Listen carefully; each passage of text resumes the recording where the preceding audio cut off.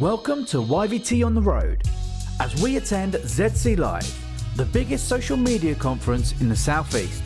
Find out everything you need to know from the people who are there. Hello and welcome back to ZC Live's video podcast studio. I am joined by the lovely Romaine. Hello there. Hi. Thank you so things? much for inviting me on your show. Oh no, of Rachel. course. Thank you for coming over and letting me chat to you. No, well, it's my second chat with you. If you remember, we chatted. Well, I know you've probably seen many conversations between this time last year, but we did have a conversation At this time ZC last then. year. Yeah. So tell us what's happened then in this last year. What's happened in this period of time? I guess as a coach, I've become a lot more confident in myself. Good. In what I'm in. Just trying to think.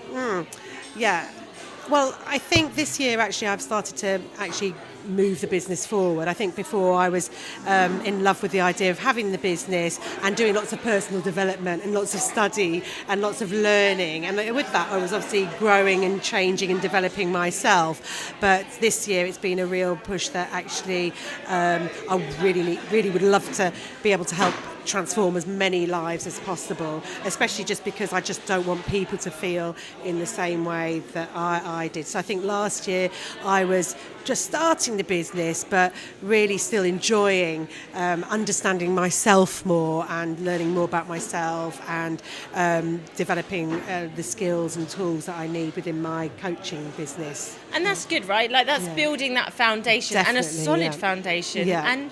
And enjoying it, which is really lovely to hear, because a lot of businesses don't stop to enjoy what they're building. Yeah. It's what's next?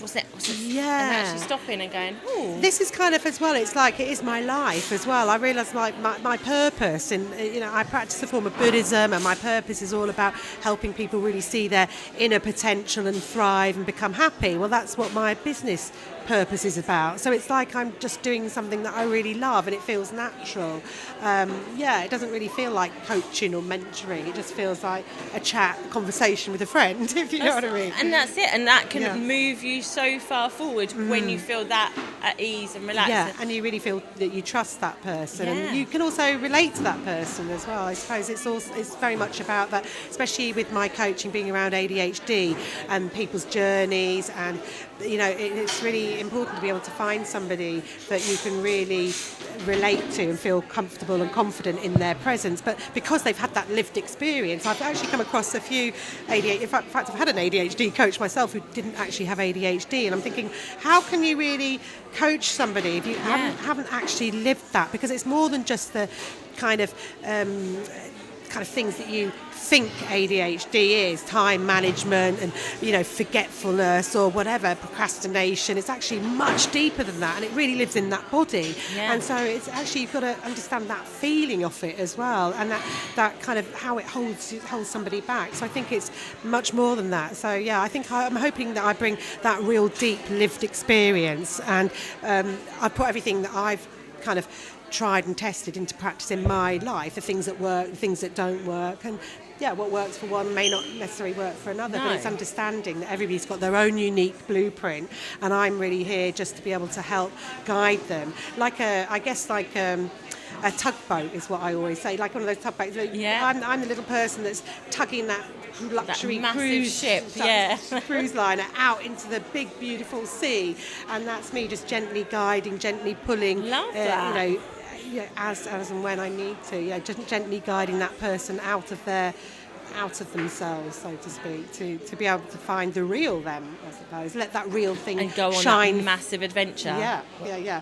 Which is what happens when you get the diagnosis, I suppose. You kind of unmask, and then you do end up going on this, first of all, grieving, and then going on this adventure.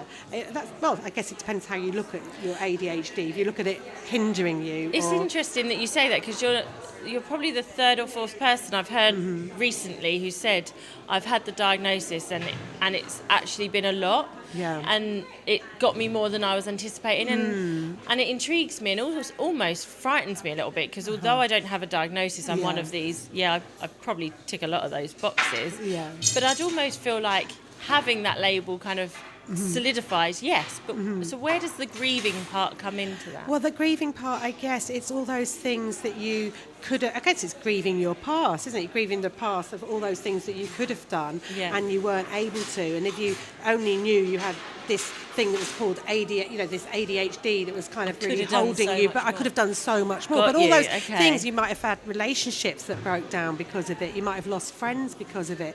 And the fact that, when I look back to my childhood, how I was humiliated in school, and some of those things were you wouldn't get away with now. The way. So just being bullied, the humiliation, the chatterbox being told off, your constant reports. I guess it's just grieving at the fact that had I known, I could have been so much more. But every day we can start to be so much more. We can start a new chapter, can't we? So it in a way, it is a loss. I think I do feel like it was. It's interesting. And then you get the unmasking. It's like all of a sudden I could do all these things, and now I can't do all of these things because I realise now I was pushing through all the time and people pleasing and trying to be everything to everybody and be the good girl that we're all meant to be. And now I don't have the energy, don't have the space or capacity to do those things because I realised I wasn't meant to be doing those things I wasn't actually meant to be doing those things. They were not right for my brain or for my body or for my energy. So we are conditioned into a lot of things, and sometimes they're just not right for our systems, and then we end up with burnout, anxiety,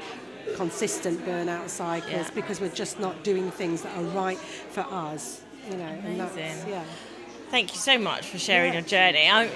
What brought you here today? And we're nearly done. Everyone's packing up around us again. I actually always recommend people that ask me about social media to Zoe.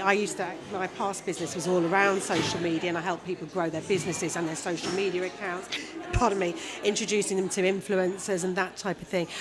So I kind of always I've been in Zoe's membership as well, and I just know that she knows her stuff. And even in the membership, she was just great because she knew everybody's business, and she's an ideas person, so she's just able to give you so much content ideas that were relevant to your business, and you could just see her love of helping and supporting and guiding people, and I guess that's why she has these events, and they're amazing. So I'm coming up really today for up-to-date stuff, and got written loads of notes, and also a little bit of networking as well, so catching up with people like yourself that I met last year, and I've caught up with Mary. I think you interviewed her last year as well, and and I think Zoe's got such a beautiful community. It's not like networking traditionally at all. It's not even like that. You're just like, just beautiful friends. Just the amount of cuddles that you meet once a year or twice a year when you go to the events. So, and I'm glad that it's at the school because I only live down the next road on, so to speak. So I'm really pleased and have to travel far. In fact, last year it was at my son's other school that he went to. So when we rocked up today, I was like, I think we're in a different place. Yeah. And Ben was like, this is a whole different community, like school. And I was like, Zoe went here, actually. She told me that she went, I think before it was called Student Academy as well. So, she lives actually down the next street on from me, and I often see her husband walking the dog. In fact, the dog jumps on our wall and walks along our wall, and that's how I first got to know that they lived locally, because I was like, I know that guy. I'm sure he's Zoe's husband, and I've seen those dogs on Zoe's socials. And then I asked her last time, Joe, we live on we live on the next road on. Sorry, I was just about to say. She lives at number number whatever. So I just think she's amazing, and I think it's the most up to date information you get. She's in a mentorship group in Silicon Valley, so it's just up to date information, and she's willing to share as much information. It's not like, you need to. It's not like this, is it? And I'll only give you this if you come and sign up and you're one of my business, clients or so. No, she gives. She over delivers all the time, doesn't she? Over delivers on over delivering, which I think is really nice. So you can see she loves social media and just wants to everybody to enjoy it and have fun on it as well. I think that's part of it too. Not take it too seriously. No, it's enjoyable, isn't it? So amazing. I'm going to be doing her 90-day LinkedIn thing, the LinkedIn challenge. I'm going to try and try that. I post every day anyway, but I think I need to change it. Need to analyse it a little bit more. And it's nice to have a different challenge or accountability responsibility in what you do, isn't it? So, yeah, definitely. Because exciting. I know that what she says is true. When you're posting regularly, when it's consistency, that builds up and that has that compound kind of effect, doesn't it? So, well, I cannot fantastic. wait to hear next year Yeah, where what's you happening come next from. year. And we'll be here, big 10-year anniversary next year. Oh, so yeah. Party. Yours? No, Wow. no, ZC's. ZC, oh ZC's gosh, wow. Live's I would have 10th thought it would have been year. on for longer than that. Wow. Oh, I know. It's 10-year amazing, party. isn't it? I wonder what's going to be happening See, for Zoe, them. we'll keep saying we'll have all it. the big head hunt shows from TikTok and all over the place, won't we? I mean, that was lucky, TikTok, actually, as well, because I don't do TikTok and I'm a bit scared of it. But actually, I'm thinking... It broke that barrier, did it? Maybe. But maybe personally first, not for the business. Start there and then go. Amazing. Thank you Thank so much you. for joining me again in the studio. Oh, thank you, Rachel. Have You've a been wonderful. great You've been a great podcast interviewer. Oh, thank you very much. What can I say? The best.